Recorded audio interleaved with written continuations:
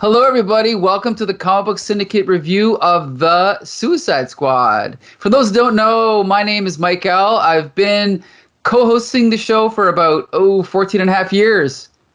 G.I.Jolie, what about you? I've been here too. Just a little less than that. And then we got Bex Luthor with us. Hi, I'm here. I'm always here. And our newest member, Joshua Mervell. How you doing, Josh? What's up? Doing pretty well. I think I've been here 2 years. Yeah, wow, 2 years now. Yeah, time flies, eh? Yep. So everyone who's seen this movie pretty much knows the backstory. James Gunn was fired from Marvel temporarily. Then DC snatched him up. He did this movie. This is a soft reboot of the first Suicide Squad, which I hated the first Suicide Squad. Put up your hand if you hated the first Suicide Squad. Put up your hand if you love the first Suicide Squad. Okay, so it's obviously loved, but still admit is bad. Ire cut. Is that his name? I'm sorry, Mike. I think that you misspoke. I think what you meant to say is Academy Award winning The Suicide Squad. Wait, you mean Academy Award winning Suicide Squad? Sorry, Suicide Squad. Yeah, not The Suicide Squad. But it is Academy Award winning. How many Oscars have you won? Oh, okay. You got me that time. An undeserved Oscar, by the way. Star Trek still should have won. What did it win for? Effects? Makeup. Yeah. Oh, okay. Yeah. On a year that a Star Trek movie came out, but whatever. I could talk about that forever. Okay, so The Suicide Squad. I thought it was pretty good. Not all the jokes landed, but for example, the joke where spoiler alert, we're going to spoil this whole movie. The joke where they accidentally killed the entire peacekeeping militia force or whatever it was called. I was laughing so hard I thought I was having a stroke. So overall, this movie, it was a slightly different tone than Guardians of the Galaxy, but I think it really works. G.I. Jolie, what's your first impression of this movie? I'm going to echo something that I read someone else say, and it was like, no way, I don't believe it. And then I watched the first 10 minutes, and in the first 10 minutes, I was like, this is already 1,000 times better than the original Suicide Squad movie, which admittedly, it's the Suicide Squad started well. And then it was immediately garbage. In the third minute? Act. Okay. All of the stuff with Enchantress was terrible. I like that stuff. I didn't like the beginning stuff. I just hate how it was like all edited at the beginning and like it was just like trailers. And like I don't know. I never bought for a second that any of these characters cared for each other. Yeah. And there's actually something that this Suicide Squad movie did that the other one also did, but it was 1,000 times more successful in the second one, was the bar scene where they're like all together and they're actually supposed to be like, instead of just being like these group of misfits, they start to become like a team and a family, and you can see that they start to care for each other. When they're like walking through the forest, they're kind of bickering but getting along and getting to know each other, and then when they're in the bar, they kind of cement that and like you can see them kind of bond. Where in the first one, they hate each other the entire movie. They never really talk about who they are or why they're there. We only see it in flashbacks. We never see the characters like discuss that and like relate to each other. And then so that way when the bar scene came, it was just like, well, I don't believe that you guys are family. Right. What do you mean you guys are having a toast because you're family now? It's like, I never saw that happen. But in this one, it was totally earned in this one. Yeah. And even down to the point where, a grounding Peacemaker, like when he like buys the rat a drink too, and like there's like genuine moments there where even though some of these people are bad or murderers or whatever, like you're endeared towards them. Even the ones that end up turning on the rest of the team, you don't believe that they ever would, because you believe in that moment when they become a family. Well, and the thing is, we can compare this to other DC movies, but we should definitely compare it to Marvel movies. For example, Black Widow, which just came out. We held mixed feelings about that, I think. I liked it more than you guys. The thing about Marvel movies is, let's be clear, a lot of those Marvel movies are almost prefabricated, where the director comes in and they're like, oh yeah, don't worry, the fight scenes are already done, the special effects are already done, you just gotta come in and tell the actors where to stand when they say their dialogue that we've already written for you. This movie is a James Gunn movie, and I think that's the key difference, right? When you have one person just making every decision beginning to end, I think this is what you get. Yet you have like his unique vision, and I think that's why it's all coherent. I definitely agree with you. This feels like a James Gunn movie, but like look at Guardians. Guardians is an MCU movie, but that also feels like a James Gunn film. Well, right? James Gunn is the exception. For some reason, they give him free reign, but almost every other director, except for what's his name, that directed. What about Shane Black with Iron Man 3 too? That movie, my friend. You know what I mean? Out. Like, no, I thought that was a decent movie, but my friend Marshall walked out of it, so it still felt like a cookie cutter movie to me. Right. I know. I get what you're saying though. This does feel like extremely different, and I think that it has some similarities to Guardians, and the tone sometimes kind of feels the same. But I think a better movie to kind of compare it to would be Deadpool. Yes, it has that same sort of like self-referential humor. It's got that same kind of like gore is funny and kind of playing off the like bluntness of it and how like cartoonishly graphic it is as like a laugh. Right. It gave me Deadpool vibes for sure. All right, Bex Luthor, you haven't said anything yet. What's your first impression? What do you think? I'm just waiting for everyone to talk. This is like so nice. This was sure. No, I know who you're talking to. Yeah, excuse me. I'm awful. No, I really. I don't know. Also, like, this was the first movie I saw in theaters since Sonic the Hedgehog. So I don't know if I was just excited to see movies how they're supposed to be seen. When we went to the movie, though, there's like this little preamble where James Gunn is sitting down and telling you that he's glad that you as a Canadian are in the theater watching a movie. And I was like, okay, James Gunn, like, don't tell me what to do. I'll leave. I'll go home. But I really enjoyed myself so much. It was such a blast. I think I said this like when we went to go see Guardians. I was like, I just sat down and had fun watching a movie, and sometimes you forget that that's a thing. Like with all these like Avengers Endgame level disasters, you're just like, oh yeah, just a fun. Like, was the world in danger? Not really. Like I'm glad it wasn't. Yeah. An island nation that these people didn't really have an attachment to, right? No, I loved it. I love the characters. I love the gore. Slasher movies are like my favorite movies. I like what's that James Gunn movie? It's Slithers. Yes, Slithers. Yeah, Slithers vibes the whole time. I was like, whenever there was like a dude with his face blown off or like half a guy's body exposed, I was like, this is exactly what I want. This is my jam. Lots of like, it looked like either it was incredible CGI or really well done practical effects, and I hope it was practical because this kind of gore, like comedy gore, does really well with practical effects. I really enjoyed that. Obviously, one of my favorite movies of all time because of the amount of rats in it. I love the rats. Oh my god! I almost like when I was with my partner watching the movie, he was like, "You need to stop squeeing," and I was like, "But it's so cute. They're cute." The rats and Nanui, he's so cute. Oh, it was great. What about the weasel? Sure. Weasel. Yeah. Did you like Weasel? Did anyone like Weasel? I loved Weasel. I thought he was so funny. What did you guys think, Weasel? I mean, we'll talk about the other characters later, but I thought he was really funny. Not as cute as Sebastian. Well, yeah, he was supposed to be repugnant, I think, but Sebastian in his little sweater. And he says hi, and then Idris Elba pets him at the end. Oh my god. Sorry. No, I have a lot of feelings about this movie.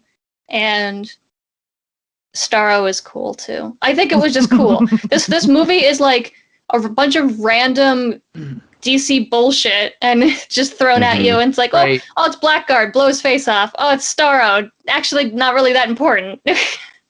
See, like, there's a lot of characters like that, and I think Starro was the perfect choice for the main villain in this movie. Like, Enchantress just seemed like a really weird choice, right? Like the first Suicide Squad, the whole premise of a Suicide Squad is these people are supposed to be expendable, and they're going in and doing these missions that nobody else wants to do because they'll probably die, and it's not supposed to be something world-ending because then they would send the superheroes to save the world. And in the first one, that's exactly what it was. Enchantress was going to end everything, right? The big beam went up in the sky and they had to stop this like giant thing from happening. In this one, it was like very kind of small. Like you're supposed to go here to this place, kill all of these people, destroy this building and all of the files, and then come back. If you die, sorry you die, but that's it. That's exactly what they're supposed to be for, and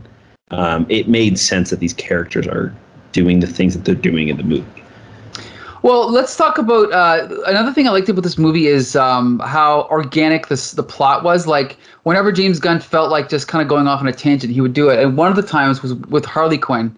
In the space of 5 minutes, she meets that guy. He's in love with her. She supposedly falls in love with him. They get married. He's like the king of that country. Right, right. Then they have sex, and then, well, should we spoil it? Yeah, we've been spoiling everything else. All right, well, yeah. So then she kills him, but because he said he was going to kill a bunch of kids, and she's like, right. That's a line I don't cross. I told myself that anytime I would see a red flag, I would murder. Yeah, she says, do the right thing and murder him. That was great. Yeah. I love her. Did you see her new tattoo? It says property of no one on the back. 10 out of 10. They changed her tattoos. Yeah, that was great. Oh, by the way, I also loved her new suit. It's closer to the cartoon one, right? Did you notice that? It's actually really close to the video game as well. Oh, okay. You're technically right. Yeah, it's based on, what is it, Arkham Knight? Mm-hmm. Okay. Yeah, I think so. That's series, most recent one. And then there is a Suicide Squad game coming out. I'm just glad it's closer to the cartoon because I mean the redesign is okay, but I like the original suit. So anyway, it's much better than her original Suicide Squad suit. Yeah, right. I really like what they do with like all of her different costume changes, like in this movie and in Birds of Prey.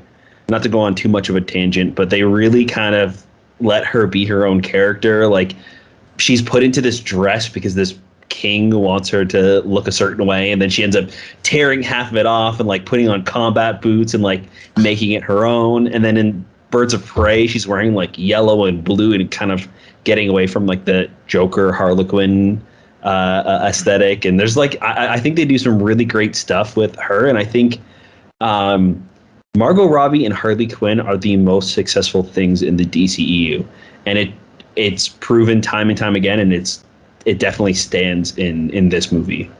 But you know what's weird though is Birds of Prey completely bombed the movie. Yeah, I don't understand why. It doesn't make any sense to me. I don't know why, but yeah, I'm not sure. It might just be DC's kind of shaky reputation. It's a property that not a lot of people know, with some unfamiliar names as like directing and stuff. And I also didn't see a lot of marketing for it either. Could be. And then they really kind of botched it as well when they did market it with the title. And also, if you look at the track record of Hollywood or the film goer, your typical film goer is not going to see an all female cast driven film. So there have been many remakes in the last maybe 10 years where all of the cast is female. So we have Ghostbusters. We have Steven Soderbergh, who came back on to do Oceans, another Oceans movie with all women. It bombed. And then this film. I mean, I'm cutting other films, but I don't know what it is. I think it's, I don't want to blame the film goers who, watch this particular genre, but do they hate all women reboots, maybe? I don't know. The Ghostbusters movie hadn't even come out yet, and it was like 2% on Rotten Tomato audience score. And it's like, well, there's no way you saw the movie, so. Mm-hmm. And we won't even talk about Snyder Cut fans review bombing this movie. We're not going to give him any attention. What? makes no sense. Right. This movie? Right. Yes, Yeah. this Snyder movie. Cut people, to show him who's boss. So, but we're not going to give them any attention. Let's just talk about this movie, right? This dope ass movie. Yeah, exactly. So here's the thing. I didn't know anything about this movie going in. I tried to avoid trailers and all that. So I go in. I actually thought that the first team was going to be the team. So when I saw, like, who was it? Javelin and... Blackguard and who's the guy Savant. from Saturday Night Live? Pete Pete Davidson. Davidson. Pete Davidson. Davidson, I'm like, yeah. oh, look, good. He's going to be the star of the movie. Then they'll get Boomerang. killed in 5 TDK is Right. doing Oh my TDK. god. Oh, Nathan Fillion. Look at you getting into That the was superhero movies awesome. finally. Right. I love that. What does Like, TDK stand for? The detachable kid. No, that's the joke. Oh, yeah, okay. I don't know. It doesn't stand for anything. Stands for me. You know what's I crazy? love that plane scene so much. Yeah, Yeah. yeah. Everything. Just I like loved a everything. werewolf. The quotes. It's such a quotable movie. Mm-hmm. It's written really well. Everyone talks like they're actually talking to somebody else. Well, definitely, yeah. I mean, Yeah. like again, James Gunn's doing whatever he wants. They're letting him do what he wants, which is great. Again, and then you can't predict where the plot's going to go because just like actually, Josh, you mentioned Deadpool. This movie also opens and then jumps back, right, and then shows you, oh, this is how it leads up to this. Which in other films, like Tarantino films, they do all the time. But in a typical superhero movie, they'd never do that. The only other movie I can think of is Deadpool, right? The first Deadpool, jumping around in the timeline. Superhero-wise, definitely, yeah. Right, it's rare. And they do that a couple of times in this movie. Yeah, I was gonna say they Yep. do that The climax. in like the final battle, or that like not final battle, but like the when The Starro climactic finally betrayal. gets out, right? Mhm. Well, and that's the thing too. Is even though this is like a crazy, almost B movie, it actually has a good plot. It actually has references to real world politics, right? So beneath all of this schlock and humor, it actually is a good story. So it's not perfect, but overall, it's one of the better superhero movies I've seen in years. I think I loved it. Should we talk specifically about the plot? Sure. Okay. What would you want to Who's say? gonna watch this? Who's gonna watch the video and not have seen the movie? Nobody. People don't watch reviews because anymore. Like you don't read a review and be like, "Oh, I wonder if this movie's any good." You just Google it, and Rotten Tomatoes tells you a score, and then you go to the movie dependent on that, and then you go home and watch all the reviews. Right. I mean, to be fair, sometimes shout out, I do, not that they need it from us, but I watch Half in the Bag reviews before I see the movie just because they're so entertaining, the reviews, right? But you're not Right. gonna get mad if a review spoils a movie. Exactly, because it's not their fault, it's my fault. Right. Right. This ain't no Facebook comment. So, Jolie, you want to talk about the plot of the movie then? Should we explain the plot or you just want to talk about it? No, I mean, it's a review, right? We should briefly explain the plot of the movie. Okay, so basically, Amanda Waller recruits a team of criminals and gives them the opportunity to go on a mission with the promise that if they do this, they will get a reduction in their sentence. That's the thing, right? Mm-hmm. But at the same time, they also have, is it in their head or their brain or something? Yeah, like a Spine. microchip in the back of their Right. head or something. Yeah, it's fine. If they somehow decide to like not go on the mission or abandon the mission, they'll just get blown up by Amanda Waller. And so there's the movie opens up with a team of bad guys all like storming this beach to go on this mission, and then within 5 minutes, almost all of them get killed. And then you're like, what the hell is going on? Then they flash back and they show Amanda Waller recruiting another Bloodsport. another team as well as this team, like sort of at the same time, I think, right? And then you see that, the good team is actually Bloodsport and all these other people, and Harley Quinn and Javelin and everyone, that was the B team. And they're the ones that all got killed because they were just creating a distraction. And then the rest of the movie follows the A team.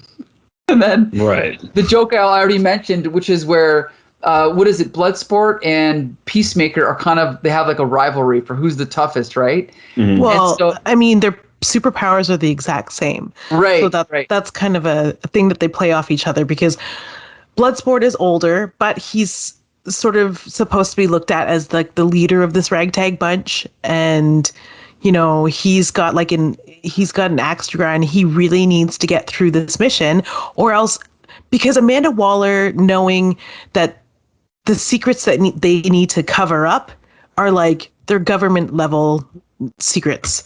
And if Bloodsport doesn't come through, she's found some way to convict Bloodsport's family and throw his daughter in jail. So it's like there's a lot of it's a lot deeper, and it's not so convoluted as like most other movies are. Like they're able to introduce these other plot points that are essential to character development in like a billion character film. Right. But anyways, sorry, go on. Yeah, so then they basically go to this island, and then their mission is they have to get to a specific place to do a certain thing, and then on their way there, they are trying to rescue who is it? Is it Colonel Rick Flag? Yeah. Mhm. Right, Rick Flag. And then as they're entering this village, this is one of my favorite gags of the movie. And so because they're in competition, Bloodsport and Peacemaker start knocking off all these bad guys, like shooting them, maiming them, burning them, stabbing them in a comical way. Then when they finally make their way to the final little like hut, they open up this, they pull back this curtain, and Colonel Flag is sitting there like drinking tea with these two people. Mm-hmm. And they're like, "What are you doing?" And he's like, "Oh, well, these are my friends. They're what does he call them? They're the rebels. They're the rebels. We're the he calls them something else, but basically these are the good guys." And they're like, "What happened? Where's everyone else?" And then Peacemaker and Bloodsport kind of look at each other. Yeah, about that.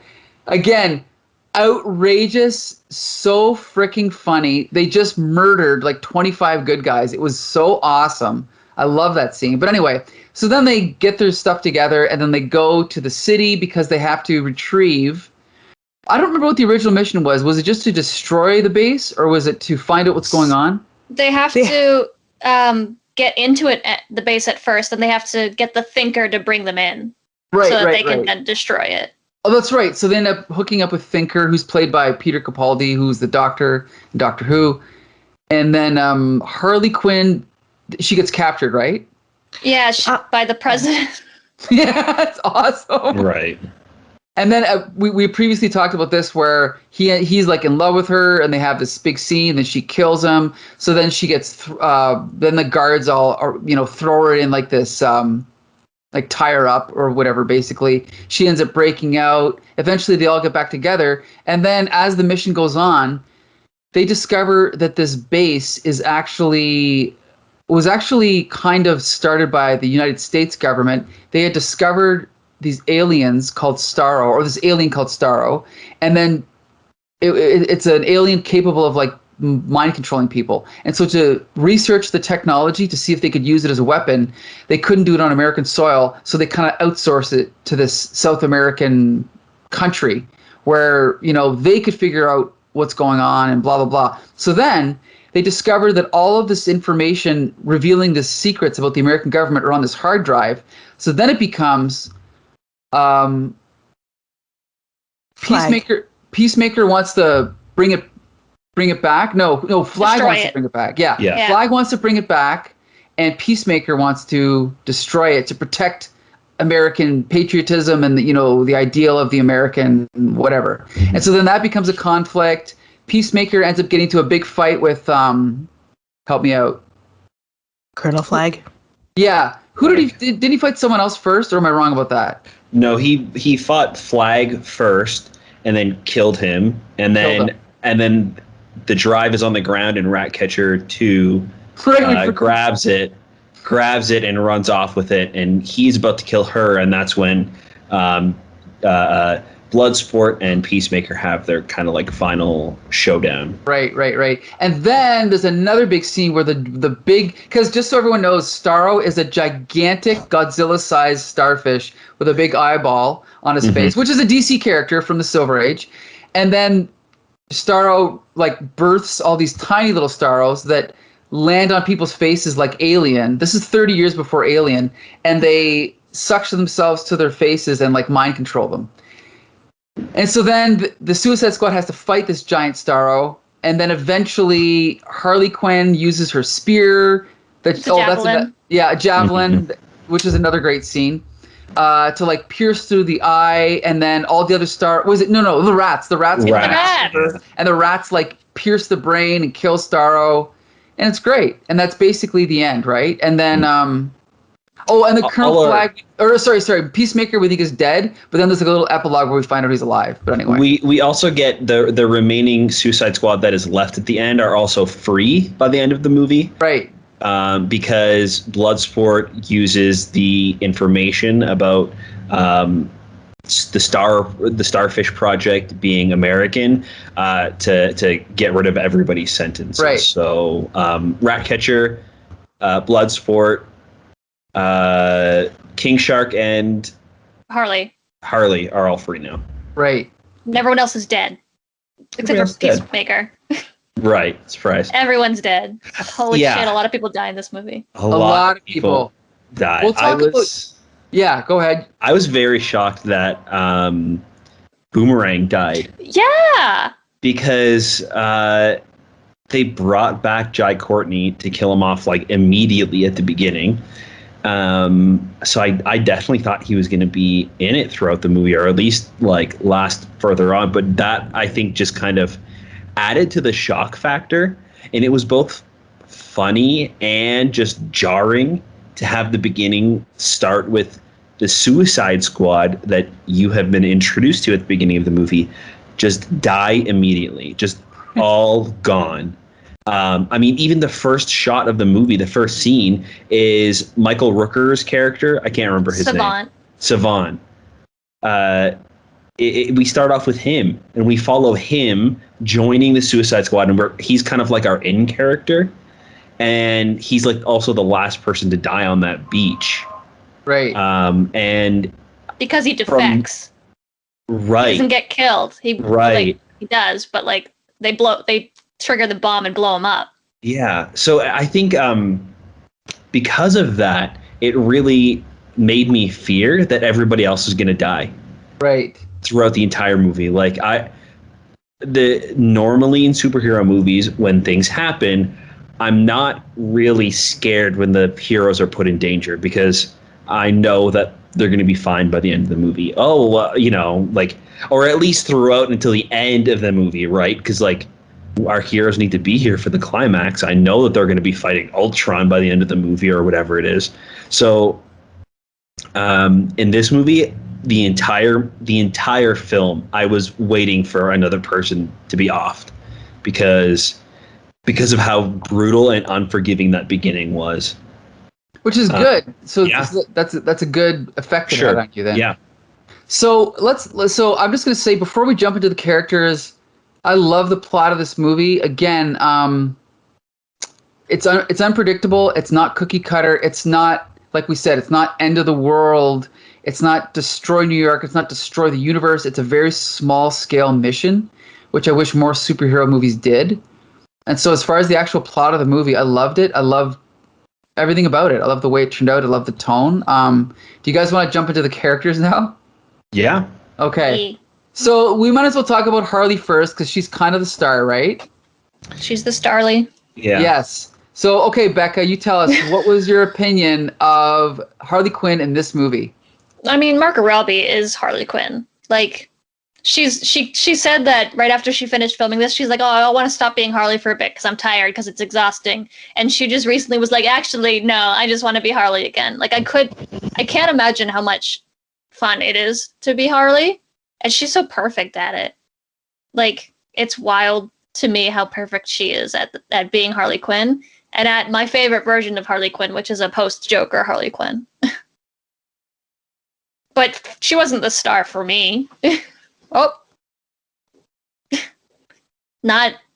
star for me was Bloodsport and Ratcatcher 2. So. Yeah, I agree. They felt like the heart. Ratcatcher 2, I think in particular, felt like the heart of the team, and was like the start of everybody kind of coming together and being an actual team and family that, started to get along and like each other. And she's just like such a sweet girl. You're like, why is she in jail? But she also doesn't seem to care that she's in jail. Yeah. Like, She just is going with the motions. Like, she's got Sebastian. She can sleep in. It doesn't matter. I guess I'll go on this Suicide Squad mission. Oh. I love that she gets her own little moment outside of the rest of the group. Like, a nice focus. Like, it's an ensemble cast, but Harley is kind of a main character, obviously. No, she's cool. She's good. Margot Robbie, 10 out of 10. I mean, not my favorite character in the movie, but good one. There was a lot of good ones, so... G.I. Jolie, what do you think? Harley Quinn. Harley Quinn, she's great. Way better characterization in this movie than if we're just going to compare the two Suicide Squads, then this is the superior Harley. Of course. She's always funny, but she's funnier in this movie. So probably because the writer's better, right? Yeah. Yeah, and I mean, like, I love watching her dive for a breakfast sandwich because that is it's comical. But, you know, I also love watching her shoot her ex-lover, her second ex-lover. Like, it's ridiculous. Like, just ridiculousness. It's so good. Right. And, like, another cute moment. When she walks up to Flag and Bloodsport while Bloodsport is scaling the wall, and she's like, "What are you guys doing?" Yeah, that was great. I love stuff like that. It was great. And like how emotional she got too when they were like, "Well, we're here to save you," and she's like, "Oh, thank you guys," and like gave Flag a hug and everything. And again, I think she's like the most consistently good thing about the DCEU. She is almost like their Robert Downey Jr., where it's like, this actress kind of embodies this character. I'm sure that somebody else could play her well, but I can't picture it because she just does such a great job at it. It continues in this movie. I think that she has one of the best scenes in the movie as well. Her breakout scene is fantastic when she has got the javelin and she's like slicing people's necks, and it's like the flowers and the birds and like the cartoons. I love that. See, like into her mind and like the little bit of like madness in her, kind of how she sees the world, and like doing crime and doing these like awful things to people is beautiful to her. And you can see that visually in this movie and see where she's coming from as like enjoying being a criminal or being a bad guy, and just like how her brain works. It was fantastic. I loved that visual in this movie. And I got to point out, you know, you can do the super realistic direction, which Christopher Nolan does, and even Zack Snyder tries to do. But why not just go surreal like this, right? Not surreal, but almost like impressionistic. Like, just go crazy. Who cares? Like, and when that scene was happening, I was like, yeah, I buy it. Whatever. Like, this is great, right? Like, why not do that more often? Like, I appreciate that James Gunn did that, right? Because there's no other scene in the movie like that, but it totally fits. You don't even question it. Well, yeah, it's very artistic. I was going to say, he does a lot of stuff like that in this movie that's interesting. That's, like, non-diegetic in the movie. Like, the arcs in the movie all have splash titles that are in... Yes. Yeah, they're, like, weirdly, like, a part of the scene as well. And then, like, I think even at one point it changes, right? It's like it's on fire. Yeah, it says Operation Jotunheim, and then they go, "Well, we got to rescue Harley first," and then the Jotunheim gets blown out, and it's Harley but in smoke. And I was like, "Oh, that's brilliant." I love that. There's some really fun stuff like that. Right. Okay, so I'm going to go in the order that I see the cast on this page here. So we're going to talk about. I mean, we can't talk about every character, so very briefly, Pete Davidson. We could just, how about we just talk about the whole squad that dies at the beginning? At the beginning. Okay. Like quickly, Yeah, just the opening. Yeah, let's talk about this. So the opening squad is Harley Quinn, Pete Davidson as, who is he again? Blackguard. Dick. What's his whole name? Richard. Dixon? Damn, come on, help me. Dick Hertz. Is his name Dick Hertz? Is it really? Richard Hertz, Blackguard. That's so funny. Amazing. I forgot that was what it was. He's great. He's great. I loved him. Flula Borg is Javelin. Nathan Fillion is TDK. Awesome. Michael Rooker's Savant. So funny. Yep. And then a character that I'm not very familiar with, Mongol. Mongal. Mongal, sorry. Who is Mongal? I'm looking at. She's like She was the Mongal alien. Yeah. She's daughter of Mongol, or the niece or something. She's related to the superhuman villain Mongol. Okay, right. She's like the She-Hulk version of him. Okay. Sean Gunn is Weasel. He is. Mm-hmm. My favorite character. Jai Courtney is back as Boomerang. For like 10 minutes. Yeah, that was great. I love that they brought him back and killed him immediately. So smart. Mm-hmm. And the PR for this movie was crazy because all of these characters are so much in all of the press and all of the advertisement. Yeah, and they're just dead. That like money shot, like walking towards the camera slow-mo, like off of the beach, and like the smoke is behind them. Like that was used in everything. Right. So yeah, I love it. Yeah. Like subvert expectations and do it well, right? Right. I will say I'm glad that they kind of did that at the beginning, because I feel like if it happened partway through the movie, it would have felt like the exact same scene from Deadpool 2. With the same X-Force, right? Where he I feel like a quarter of that movie was him like recruiting the X-Force, and they all die immediately, awesome. Which is funny, and I think it works in this movie too. But I think it works again because it happens just immediately. Right. Like it's so quickly where everybody is just gone from the movie. Yep. Yeah. Are we missing anybody else from that? I don't think so, but I mean. But they're all great, yeah. But we got a lot to talk about with the main cast, so we're gonna jump to the main cast, okay? Oh, I mean, don't want to talk about John Ostrander? He was in the movie.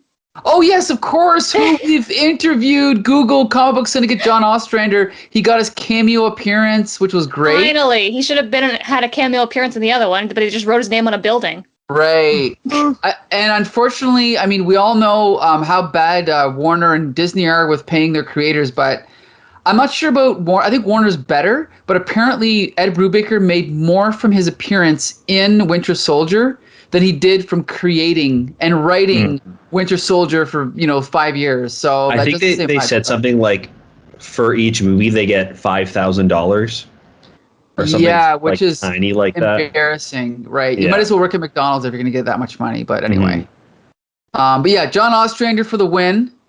But now let's jump to the main cast. I can't believe we haven't even mentioned this character yet. Let's talk about Sylvester Stallone as King Shark, okay? I mentioned I liked the movie. Oh, did you? Okay, maybe I was rebooting my computer or reformatting something at that point. But anyway, King Shark was great. I thought he was funny. I mean, obviously, he's kind of like another James Gunn, like almost like Groot, right? Type character. But I thought he was funny. I thought he was great. But if Groot ate people face first. Right. With zero remorse. And again, they could have got anyone to voice him. But hey, let's get Sylvester Stallone, because why not, right? What was he doing? Yeah. Expendables 5. Oh, 5. Jeez. So yeah, I mean, there's not really much to say about him, but he was great. I thought he totally worked. I know that certain people who I'm friends with, who I won't name, who walked out of Iron Man 3, also tried to watch the trailer for this movie, and they walked out of the trailer because of when they saw King Shark. Obviously, they didn't get the joke. They don't realize this is a comedy, but that's fine. I don't know. I think that he was a really fun part of the movie. I like that they didn't overuse him, because I feel like he could have fallen under that like Jar Jar marketable, Binks. cute character. Right, I think he was in the movie a perfect amount. I think the only part that was weird was the moment where he's in the aquarium with like those little like squid jellyfish. It was really cute, but I felt like, why was this happening? Like, what were those? I'm not familiar with those little creatures. And they must have just been other aliens. Yeah. Other experiments, maybe. Yeah, but other than that, I thought he was used perfectly in the movie. Him like walking around nibbling on people's heads, like the interaction where like he's about to eat Ratcatcher 2 and she kind of has the talk with him in the forest, like no, we're friends, and like you can kind of start to see them like becoming actual friends. Yeah, it's he was great, and he looked fantastic. Sorry. Oh yeah, no, absolutely. Even his introduction where he's reading a book upside down. Right. Awesome. Me read. I thought I was like, oh, this character. This character is just literally a shark. Mm-hmm. In shorts. Yeah, he's got the intelligence of a shark and he has the hunger of a shark, but he also knows about like 30 English words. I also really like that his face was kind of like just like flat. He was not very expressive because his face was very shark-like. They didn't have him ever like smile or frown or anything. Like it was always just like fish out of water, just kind of like standing there. It's great. Yeah. Well, apparently they made a conscious effort to not make him too cute, like not make him Baby Yoda. They just wanted him to be just kind of blank almost. So I think it worked. Yeah. I think he's cute. I think he's cute. Yeah, no, I think it But in the works. way that real sharks are cute. Yeah, and I like real sharks. Okay, next we're going to talk about Idris Elba as Bloodsport. Does anyone know anything about Bloodsport? A little bit. Yeah. He's an assassin, right? Yeah, Mercenary? he's kind of But I thought he was great. I mean, I'm glad that he wasn't Deadshot because he was supposed to be Deadshot. Like, I'm glad they gave him a different character so he can come back and whatever. But I thought he was great as his character.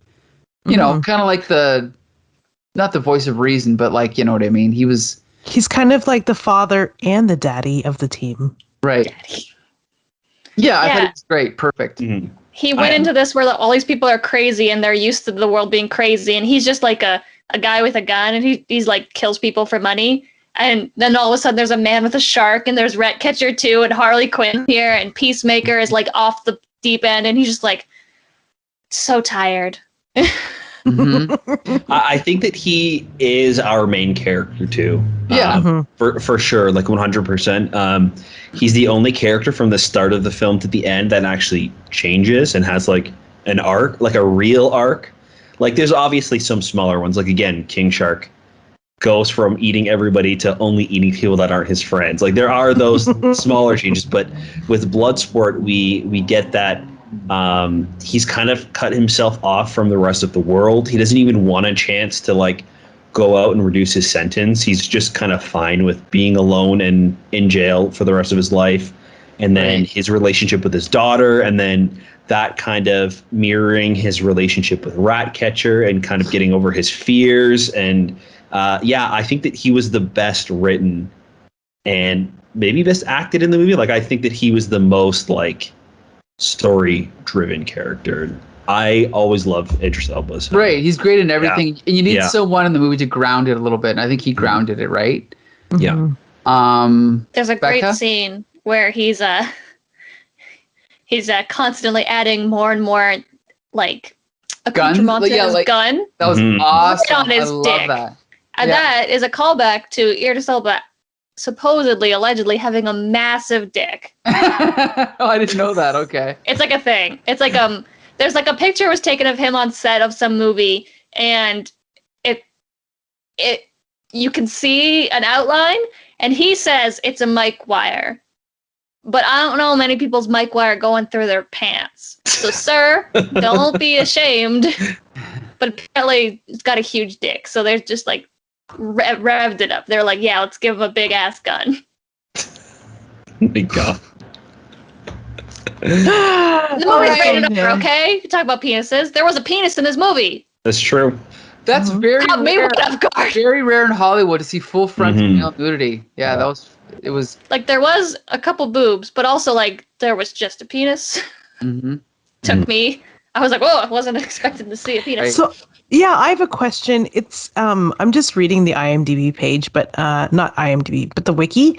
It says after being convicted of shooting Superman with a kryptonite bullet, Bloodsport shortens his prison sentence by joining Task Force X so he can help his daughter Tyla. Is that a comic storyline?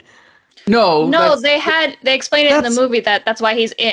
Amanda Waller's like, guys, this is Bloodsport. He shot Superman with a kryptonite bullet, and then they move on. It's like one line. Yeah. Oh, okay. Yeah.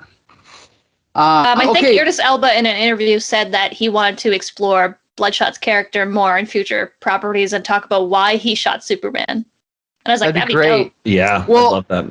We'll talk about we'll get to that later, but I have something to say about that too. But anyway, we're gonna jump to Ratcatcher 2. Now I know Ratcatcher 1 as a Batman villain from the 80s. I didn't. Apparently, this is Ratcatcher 2 created for this film, but her name is help me out, Daniela Melchior. I thought she was great. I thought she was great. Cool character. Again, taking like sort of a D-list character and making her interesting. And then towards the end of the movie, we get the big plot. Well, not a plot twist, but kind of like the twist that her father is played by Taika Waititi. Awesome. So cool. That's what's his name? Director. Hello, help me out. What's his name? Thor. Wait, what? No, yeah, but who's the director of this film? I can't remember. Gunn? James Gunn. James Gunn throwing a bone to his buddy, right? Like, why not get him in there? That was great. I love that. Anyway, honestly, the relationship was like in a couple scenes, and it was actually really sweet. Yep. And like his explanation of like, well, rats are the lowest form of life in the world, so like if they have purpose, we all have. I was like, sir, I'm not trying to have like a moment in this movie theater watching this gory shit show, okay? Like you need to calm down. Yeah, Jolie, what'd you think of Ratcatcher 2?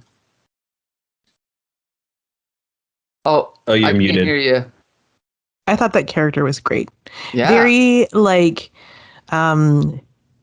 sort of Pied Piper vibes. Right.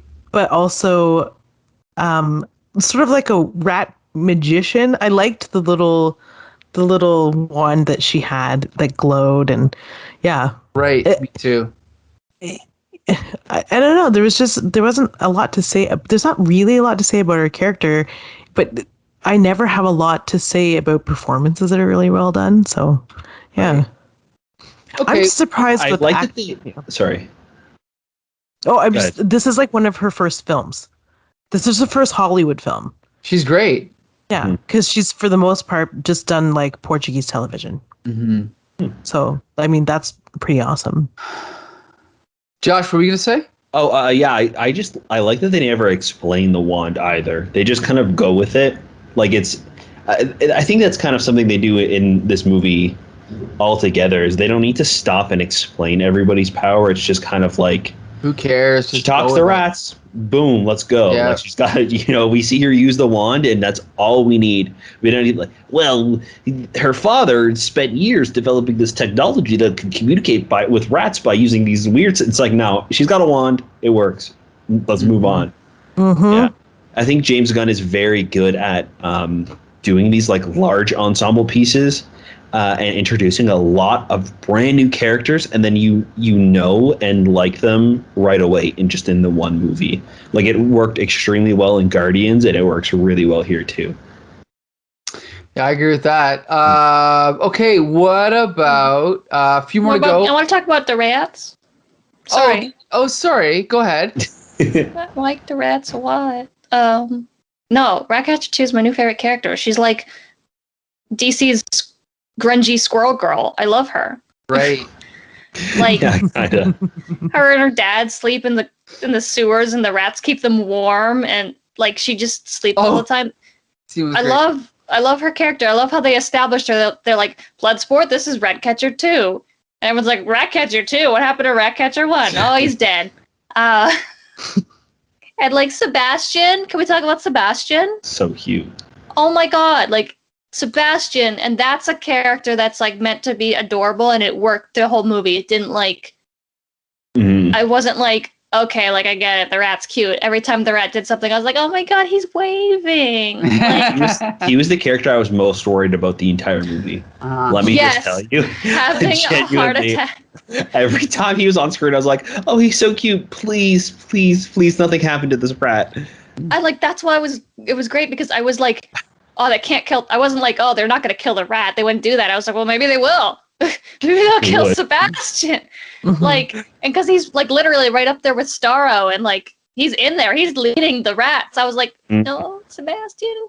But no, he survives, and at the end, Bloodsport comes over his fear of rats, and he gives him a little scritches, and it's very sweet. I don't know. I just thought it was nice for how much blood was in this movie. They've given Ratcatcher 2 and Sebastian the code name of Ratatouille on the radio. Like the best. Sorry. Just had to also take that Disney. Also, I was worried Ratcatcher 2 was going to die at that climatic scene, so I'm glad that she did, and I'm glad she survived. Hopefully she'll be in the next one, right? Yeah. But She's talking got about to be a fan survival, favorite now. What's talking about that? somebody who didn't survive the end of the movie. No, Who? Rick Flag? Oh, I was no. gonna say Polka Dot Man, but yeah, Rick Oh, Flag yeah. too. Okay, Oh let's yeah, talk. he also died. Okay, Rick Flag. I don't have much to say about. I mean, he's cool. He was much better in this movie than Suicide Squad. Right. Like he was an actual character instead of like in the first one, he was essentially soldier number one. We didn't even need a name for him. He was just soldier guy. In this one, like even with his relationship with Enchantress, like I don't know.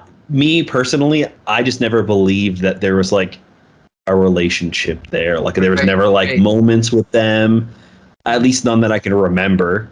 In this one, like I feel like he has real moments where he's actually bonding with the team, wanting to go back and save Harley. Also being pissed off at Waller because she sent him to die too. Like he was supposed to die at the beginning of the movie, according to Waller. Like he, even though he's not a criminal and a part of the Suicide Squad and just there to kind of manage them, he was expendable to her too. And his kind of like reaction to that, and yeah, I thought that he was much better in this movie than the previous. Right? And even though he knows what the mission is with the quote Suicide Squad, he was like immediately, nope, we're taking this information. The lives of women, children, humans depend on us exposing these secrets to whoever needs to know. He immediately, there was no like hesitation with him, even though he kind of like works for this weird like Black Ops bad guy team.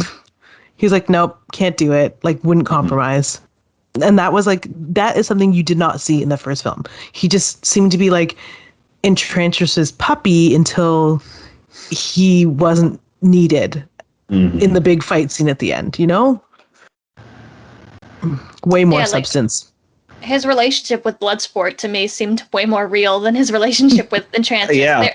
Bloodsport was like, oh yeah, we were in the same squad in the military together. And I was like, oh yeah, that's totally believable. And also your friendship is great. You and Peacemaker's little trio there, I love that. Them like hugging and having their arms around each other in the bar, I was like, oh yeah, these guys are actually friends. Like Enchantress and Rick kissed in that movie, and I was just like, nothing. Right. I don't care. Yeah, like I think, yeah, he was definitely way more improved in this one.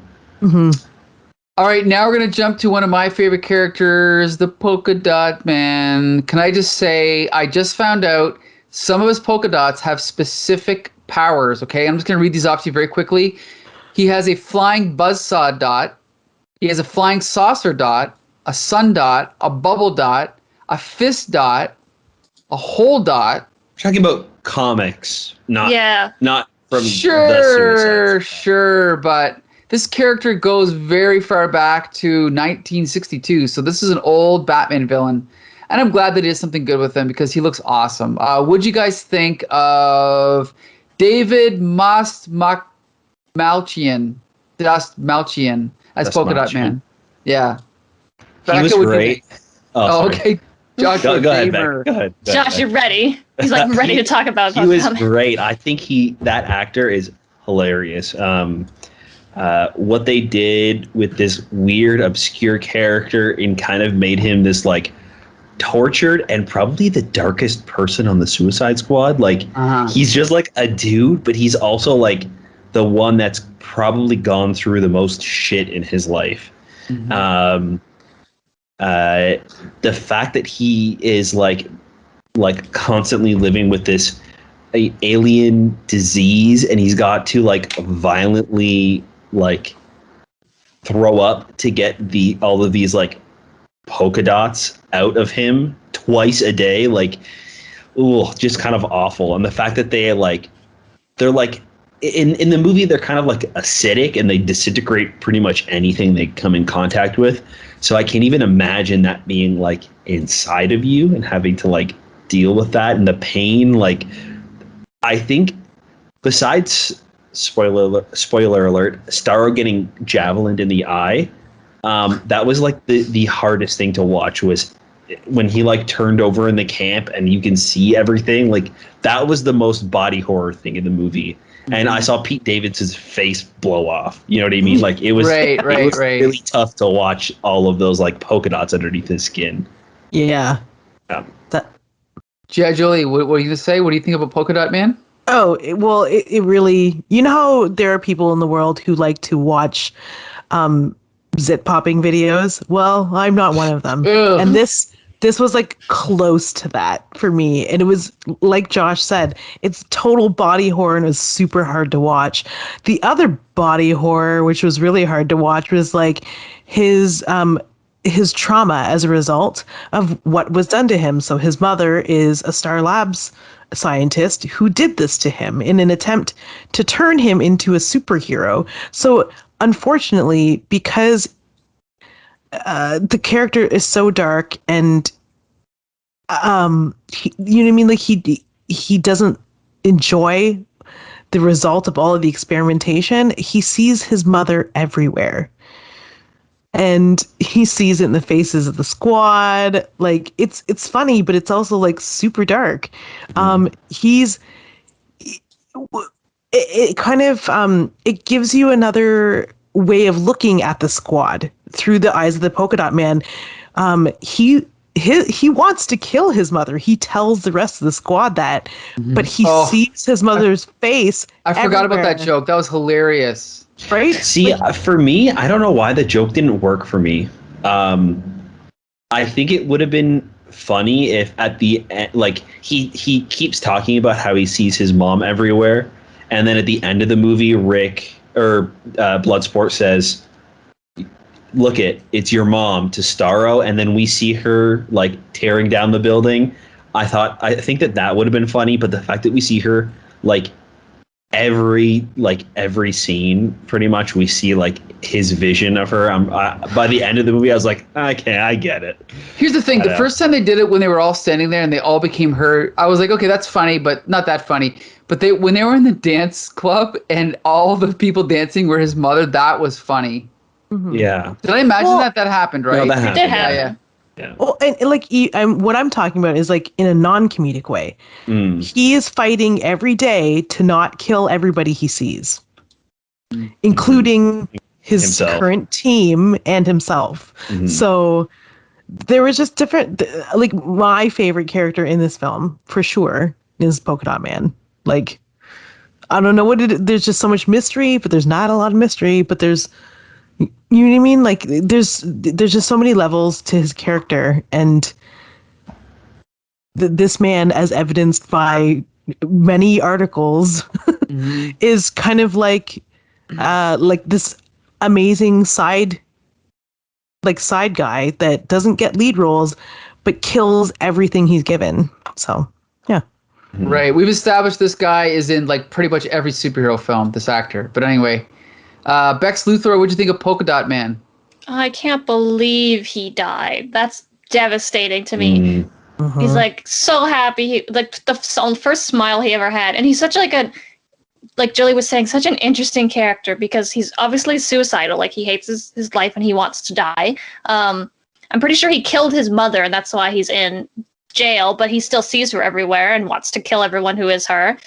His powers are grotesque and obviously horribly traumatic, but he still is a sweetheart. Like when Milton dies, he was like, I can't believe Milton's dead. And Harley's like, who's Milton? And he's like, are you fucking kidding me? How do you, like, he did so much for us. And like this genuine smile on his face when he actually got a hit on Starro, even though like nobody else's guns were working or anything, but his polka dots did. And he's like, oh, I'm a hero. And then that's just immediately squashed. I was like, it was depressing. Him saying how much him and his brothers and sisters were experimenting on. And everyone's like, oh, well, what happened to them? Oh, some of them died. Some of them didn't. Like, just so taken out of it because, like, he has to. It's a very interesting and, at least for me, a pretty accurate portrayal of that level of trauma and depression. But, like, it's never, like I think I was with Josh when I didn't like that he saw his mom everywhere and then that was used as a joke. I think it should have been either just at the end or used as more of like a traumatic thing because like he was such a tragic character. But besides that, like the guy is a fantastic actor, and I just read where did I just read saying that he casted James Gunn casted him as where did it go? Yeah, as a polka dot man, and then but he didn't know that the actor actually has vitiligo, and he used his experience being bullied for the polka dot man specifically. I was like, that's wild. They I called love him that. polka dot as a child. Yeah. So Fucking kids. I mean, yeah. And like we're introduced to like this guy is powerful enough to be on Task Force X, and as soon as he's leaving to go join the Suicide Squad, Calendar Man calls him a pussy, and he just is like, that's his life. That's funny. Calendar Man. I love Calendar Man. Well, we've only got one more character to talk about, folks. Two, Matt? right? No? Who are you thinking? Peacemaker and Thinker. Oh, okay, let's talk about Thinker then. Let's talk about Thinker. And Would you Amanda guys- Waller. Well, she was already in the first one, so we could talk about it. We've already talked about her like 4 years ago. So, but let's talk about Thinker. I mean, I'm so glad Doctor Who actors have been screwed. Like, what's his name? Oh, geez, Matt Smith has been cast as the villain in like 2 movies, and then been cut out in the editing. Like, he was originally the main villain of Rise of Skywalker, and he was edited out of the entire movie. He was also cast as a villain in one of the Terminator films, completely cut out of the film. So I'm glad this is not Matt Smith, it's Peter Capaldi, but I'm glad someone's doing something. I think he was perfect for this role. Perfect. What were you going to say, Josh? David Tennant did a great job as Purple Man. Oh, yes. And Jessica Jones as well. Absolutely. And Christopher Eccleston was in Thor. Yeah, he was in Thor: The Dark World. Yeah. That's not the good one, though, right? Yeah, that's not the good one. Boring one. But he was there. He was good in it, but yeah. Yeah. I thought that Thinker was like really disgusting, both to look at and like as a character. I love that he's got all of these like weird metal like tubes coming out of his head. Like, what are they for? I don't know. They're cool. Who cares? I like how it looks. It's ridiculous. It was really weird that they inferred that he like raped like this Starro. And did they say that? Yeah. Whoops. Is odd.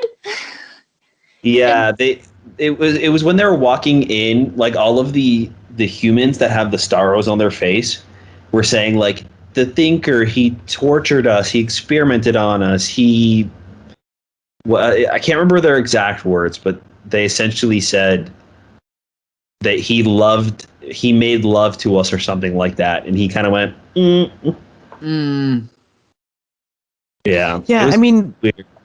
This guy was tasked with experimenting on Starro, like, and I guess he went the extra mile. I mean, he was a grotesque character and was described as a grotesque character. So, like, obviously, also, like, the cutting a person in half and keeping them alive is also bad. Mm-hmm. But, like, it looks like they were trying to establish that this character went the furthest that they could with this experimentation, and you're kind of meant to feel almost bad for Starro. Mm-hmm. Mm-hmm. Which you do, because, spoiler alert, when Starro takes him and splashes him on Starro's former tank, I kind of clapped a little bit. Yeah, I was like, oh, thank God this guy's out of here. Yeah, Mm-hmm. I think he did a great job playing that villain, like a very secondary villain, which is weird to think about because I think he did a great job at being a bad guy, but he was just like kind of like a side character. Like he was almost like the key to get in. He didn't have anything else to do. Mm-hmm. He also looked exactly like the character in the comics as I would have always imagined him to look. So the casting's perfect in my opinion. I mean, going back to Polka Dot Man, like I think that the costume is like almost exactly from the comics as well. Like he's literally in like a white jumpsuit with like a white helmet and polka dots all over. Like that's one thing I really liked about this movie too, is they did not shy away from just going full comic book with their costumes. Right. Bex Luthor, did you have anything else to say about Thinker? Yeah. He was in it. Okay. He was in the movie. No, he's just like meant to be this gross like dude who doesn't give a shit about anybody else and just wants to experiment on stuff. And the government's like, well, you can experiment. And he's like, sick, cool, love that. But like when they go downstairs in Jotunheim, and you see all those Starros there, and he's walking them through, and just like Rick Flag and Ratcatcher 2's, I was like, that was me. I was like, oh shit, that's fucked up. That's like, ugh. It was crazy. He was saying like experimenting on men, women, children, all this stuff. I was like, okay, go off, I guess. Yeah, and the fact that he was like, once the stars attach, they're essentially corpses. Like they're just gone immediately. Right. So Yikes, yeah, scary. But like he never said anything about what happens if you try to take it off. Like, do they come back or are they gone forever? Like they don't.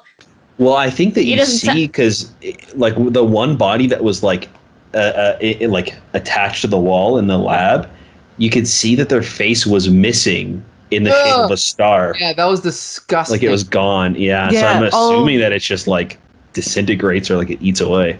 Yeah, and the star, it was like they were experimenting on the Starro part that had been attached. They had it sort of chained above the body, and it was like reaching for it, like it was trying to attach. I was like, this is sick, and this is sick. More sick than the comic, actually. Yeah, because in the comic they just come off, right? They're just brainwashed. They're not like using as like a host body. Yeah, exactly. Yeah. Which also adds another level of like peril. Right. Yeah. Okay, so 2 more to go. We're going to talk about Amanda Waller, same actress as the first movie. Perfect casting, again, exactly like the comics. There was this weird moment in the movie where she was going too far and she was threatening to blow up. Was it everybody? Everybody. Right before she got hit in the head. Oh, was it everybody? Rick Flag. It was Rick Flag. And then one of the other actors, like in the headquarters, smacked her over the head with like a piece of metal. Not Rick Flag. Yeah. It was It was Bloodsport and Harley, because they all were going to go fight Starro and try to save the people. No, I'm definitely glad that person hit her over the head, but in any military situation, in real life, she wouldn't just wake up and be like, oh, you rascals. Like, there would be serious consequences to doing that to, your military superior, but whatever. But it's a secret government project, right? Whatever. Like, they all know shit. So, like... Sure, but I'm just saying, that wasn't, like, she wakes up and then she just has, like, ice on her head, but whatever, that's fine. Yeah, I don't mind that. The whole team also, like, turned against her, essentially, right? Like, the one woman was the one to, like, knock her out, but then everybody just kind of stopped following her orders and did what they thought was right. So I feel like when she woke up, it was the whole team against Waller. Not that we saw that, but... Right. Yeah. But I loved her team. Yeah. I loved the whole team. That was a cast of characters that was really, really fun to like see that side of the Suicide Squad. Like the pencil pushers who are running the ops in the background. They're taking bets on who's gonna live or die. They're like the one guy with like the beard and the glasses was hilarious. He's also in Superstore. Okay. Right. He's one of like the background characters. He's a very funny character actor. Yeah. I love that little bit. Yeah, the whole bit with them was perfect, I thought. But now we're going to talk about, we haven't mentioned this guy yet. This is the last character, and that's Peacemaker, played by John Cena. I thought he was perfectly cast. I mean, I don't know what to say. I like the fact that they went overboard with making his costume comic book accurate. I love the almost shiny plastic helmet, right? Like the over the top, like bright colors, and his characterization was great. So I thought he was absolutely perfect in this movie. Bex Luthor, what do you think? The scene when him and Rick Flag are fighting, but you only see it in the reflection of the helmet. One of the dopest fight scenes in a superhero movie of all time. Yeah, I was watching it and I was like, oh, that's sick. Oh, that's so smart. Peacemaker's, I don't know if I care about the show at all, but I loved him with the other cast members. Like, I don't know if I care enough about Peacemakers to watch his solo show. Which he is getting, yeah. But, like, his entire interaction with the entire team, I loved. Like, also, just shout out to John Cena being just in tighty whities. Like, just like they're all sleeping in the forest, and Peacemaker is the only one that sleeps in his underwear. Yeah, yeah, he was perfect. Like, whatever. Like, I love the fact that they're using like who else? What's his name? Dave Bautista. Like, some of these wrestlers are really good actors, especially for these over the top characters. Yeah, and John Cena is one of them. So I'll go ahead, Bex Luthor. I was just gonna say, I don't know if you watched wrestling at all, but it's dramatic as hell. So if you want these over the top character actors, who better than the soap operas with punching? Yeah, he was essentially playing John Cena. Yeah, just John Cena. Like John Cena the wrestler, yeah. But instead of punching for himself, he was punching for justice. Yeah. And the thing is with wrestling, it's almost like it's almost like its own sort of art form. It's like, I don't want to call it like vaudeville, but there's a certain style of humor where you have to act, but a lot of times they're not mic'd, right? So they're in a ring and they have to be acting to the crowd, but you can't hear what they're saying. So they're obviously over exaggerating their movements and what they're saying, but not everybody can do it. Like, not all characters hit, right? Like, it takes a certain level of skill to be able to have that personality and really catch on with the audience. And he's obviously one of them. So I think he was perfect. G.I.Jolie, what do you think? Oh my God, I thought he was great.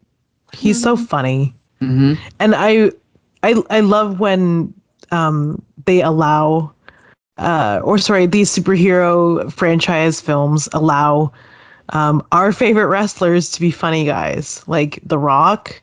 Yes. I mean, he was a small plant, but that's fine. And then, he was Groot, right? Oh, no, that's Groot's Vin Diesel. Vin Diesel, yeah. The Rock is going to be Black Adam. Yeah. Okay. And like Dave Bautista, like, in weird ways, they're all really funny. I'm just going to, like, point out the really dark bits of these characters, but, like, he's ruthless and he is willing to peacemake no matter what the cost. Right. And he kills Flag, like, shard of glass through the heart kills. Right. And then you think that he's going to like Ratcatcher, he looks over just as he's stabbed a member of his team for doing what is right, because what Peacemaker was put in to do is righter. He looks over and sees Ratcatcher too, and you think that he's maybe he'll let her take the hard drive because he seems to soften a little. It's like, no, he's totally hard. And then he goes after her and, like, tries to kill her too.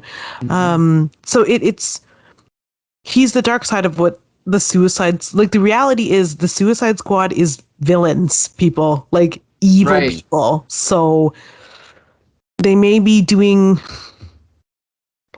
on a mission, but the mission's not, all on the up and up. And he is not on the up and up. And although he's funny and although he looks great in small underwear, which, how do you keep who packs pure white underwear on, like, a field trip, like, style stakeout?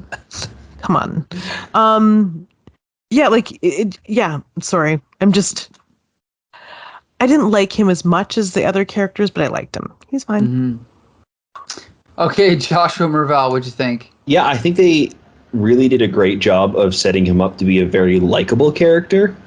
Mm-hmm. I think that the dynamic between him and Bloodsport was great because it's like a fun rivalry. Like, I wasn't thinking when they were like kind of bickering back and forth, like, this is going to end up bad. Like, it was just like fun. So when he did eventually turn, I was shocked. Like, I was not, I didn't see that coming. Not to mention, like, right before he turned, he kind of had this like moment with King Shark too, where he made the little like peacemaker like bomb. Mm-hmm. Yeah, right. He's like, that's ridiculous. He's like, that doesn't look like me. But hey, look at you did the helmet, like great job, kind of thing. Like, I don't know, there was like that cute moment, and then the next scene, he kills Flag. Like they do a really good job of hiding the fact that he's going to turn, but they do these like small little things, like have that rivalry set up from the beginning. That way, when he does turn, it's also believable. It doesn't come out of the blue, like all of a sudden he's a bad guy. Mm-hmm. I also like that he is kind of our main bad guy at the end of the film. Like, I felt like he was more of a final boss than Starro was. Like they fight him, and that's kind of like that big climax where the building's coming down and Starro's escaping, and then they deal with Waller, and then they fight Starro, and it's really not a fight. They kind of just stop him while Starro is like destroying a building, and then they defeat him right away. Like, she calls the rats, and he's done for. So yeah, I think that he was the perfect bad guy, like final boss bad guy for this movie, because he was like a part of the team and a character that we had a lot of like time with to develop and get to know and see their motives. And like, I don't think that there's definitely not another DCEU movie that does like a supervillain that well. Like, they're all kind of just like explained off screen, like Lex is a bad guy. Oh, don't even talk about Lex Luthor bad, or like Steppenwolf, like, you know, Steppenwolf's a bad guy because he wants the mother boxes. We don't really know why. He wants to impress mommy. That's it. Like, Peacemaker, like you see the motivation there, and you care about the character. So when he turns, it's like kind of heartbreaking. Like, it sucks that Peacemaker's a bad guy now. Great point. Very good point. I'm not going to name any directors, but some people just tell and they don't show, and James Gunn shows and he doesn't tell, right? So there you go. So unfortunately, that just about wraps up our review of The Suicide Squad. Let's just say whether we recommend it or not. I'm going to say 100% I recommend it. In fact, with all of the post-Christopher Nolan DC movies, it's probably top 3, I would say. It's a movie that I'm gonna watch again soon. I don't rewatch many superhero movies, but this is one I'm definitely gonna rewatch. Bex Luthor, what do you think? No, absolutely. This is like up there with Wonder Woman and Shazam for me for DC EU stuff. I might have to watch it again and see if it's my new favorite, just because just the amount of random blood and gore. Like, I love slasher films. This is a superhero like gore fest, and it's dope. And I want to say too, just before we're wrapping up, most of this movie is in the daytime. Isn't that great? Isn't it nice to see what's going on? Yeah, I'm so sick of dreary, right? Like, movies where you can't tell what's going on. It's raining, it's gray. Yeah, they made it raining for cover when they go into the building, but then they're in a nicely lit building, and then it's daytime when they're fighting Starro. I mean, even when they only make it rain, so that way when it stops raining too, they have that really cool moment where they're walking in with like the fog, and they make that pure white as well. So like, even when it's raining, they make it as bright as possible, and you can see everything. Mm-hmm. This movie is so well lit. Yes. Yeah. Like, just like Guardians of the Galaxy, make everything bright, right? Why not? I think this one's even brighter than Guardians. Yeah. I think So much of it is just regular daytime. Everyone's costumes are incredibly vibrant, except for the couple where it wouldn't make sense to, like Ratcatcher 2 or Bloodsport. But like everything made sense when in its colorfulness, and it's like, oh, it's the jungle, so it's a little bit dimmer, but like the light, we don't have to sacrifice the lighting. Even the scenes where it was like nighttime or dark, you could still see what was happening. Right. Which I think was the biggest problem with the end of the first Suicide Squad, where it was just goop monsters in the dark, and you're like, cool, what's happening? But yeah, no, I definitely recommend this one. This one might be my new favorite DC movie. No, it was great. Good time. Everyone go see it in a theater if you can.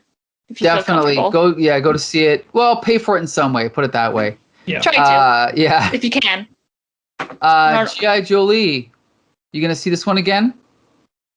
Oh, your microphone's muted. I've already watched it twice. Really? Ooh. Okay. So let's just say I give this 1 billion giant alien starfish out of 10. Like, it was so good. Mm-hmm. It was so good. My sister loved it. She actually was like, "Can I be a guest in your review?" I wanted to talk about it. Oh, you should have had her on. Well, You could have scooched over. she fell asleep. Oh, okay. Next time. That's our bad. Yeah. Hey, guys. Anyway. Oh, do you know what? She does love Henry Golding. Okay. Yeah, like Becca just did. Immediately after me and Julie watched this, we ranked it. She's like, "This might be like my top 5 or my top 3." I'm like, I can't believe. Like, for me, it goes Christopher Nolan's Batman, because I count those all as one movie, and then it goes The Suicide Squad. And all I know is that at the very, very bottom of that list is like original Suicide Squad. Yeah. Is Suicide Squad. Yeah. So I couldn't believe how funny, how gory, how clear cut everything was. It was the movie I've been waiting for. Like, the way that I felt after I watched this film was the way I assumed I would have felt after Wonder Woman or The Joker. It just, there were small imperfections in each of those films, but this one, even I can overlook small imperfections, like the overuse of a joke about hating someone's mom, in favor of like the fact that this movie is really, really damn good. Mm-hmm. Joshua Mervell. Yeah, I think echoing what Jolie said, I'd rather have a fun, entertaining, cohesive movie with small problems than a movie that's trying to be like dark and brooding and serious and then not make the mark.